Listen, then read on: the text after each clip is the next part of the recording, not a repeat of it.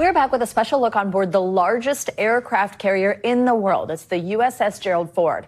The ship is currently deployed in the North Sea as part of a huge show of force by NATO at a time where tensions with Russia, of course, are rising.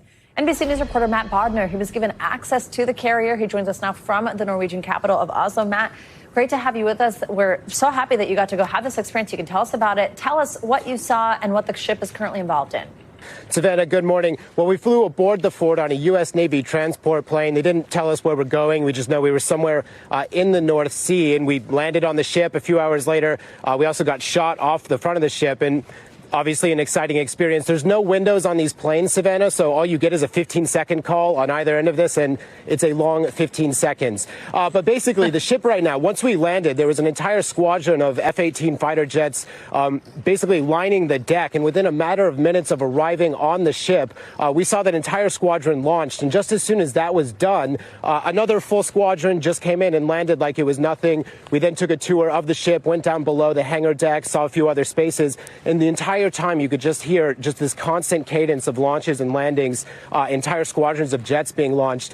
Now, all of this is not happening for nothing. Right now, the Ford is deployed with NATO in the North Sea, and it's part of a massive NATO maneuver that's taking place also simultaneously in the Baltic and in the Mediterranean, and it's all facing an eastern direction. This was planned months ago, but the context with Russia is very clear right now. And actually, separately, NATO officials told us that those planes we saw taking off, some of them were flying off on missions, patrols, also hitting simulated targets in Poland, Lithuania, and in Finland, and that's 1,000 miles away.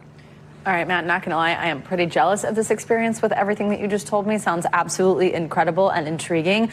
Tell us, though, I know you also spoke with military officials on board. What did they tell you? What did you hear from them about kind of the goals here with this show of force?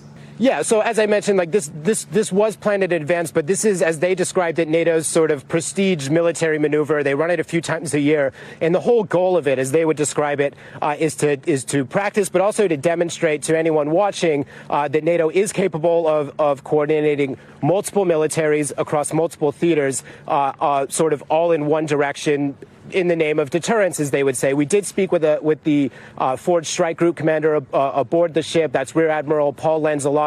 Take a listen to how he described it. A U.S. carrier group, in this case a NATO group, anywhere sends a message. What's the message here? That the NATO alliance is strong, that we operate together routinely. We do so in a seamless manner, and we're ready to defend the alliance on any given day.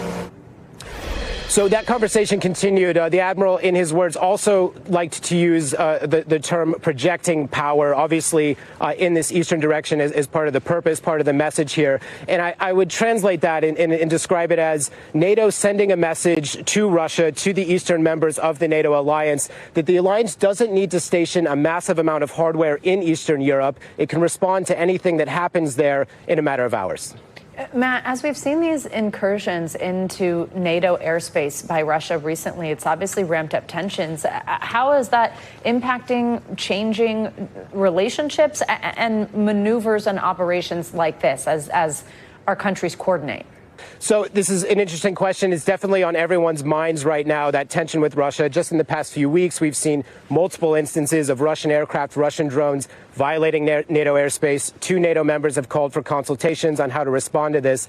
Now, again, these maneuvers were planned in advance, but they're taking on this new context. We're also seeing NATO is adding additional operations. Eastern Sentry announced just a week ago, for example, with pre-deploying more air defense assets in Eastern Europe. But basically, Russia is on everyone's minds. There is a sense of heightened anxiety, particularly in this part of the world, about what Russia's up to, about what its intentions are. There is this sense that Russia is pushing the line, testing the alliance, testing America's commitment to the alliance, for example.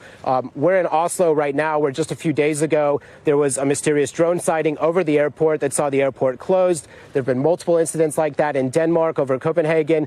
Now, no one has directly been blamed for those incidents, but officials have openly speculated that those are, again, Russian drones testing the waters. And also, with the exercises we're seeing now, we did learn from a German defense official this morning telling NBC News that Russian planes did buzz a German frigate taking part in these exercises. Matt Bodner, thank you very much. What a fascinating look.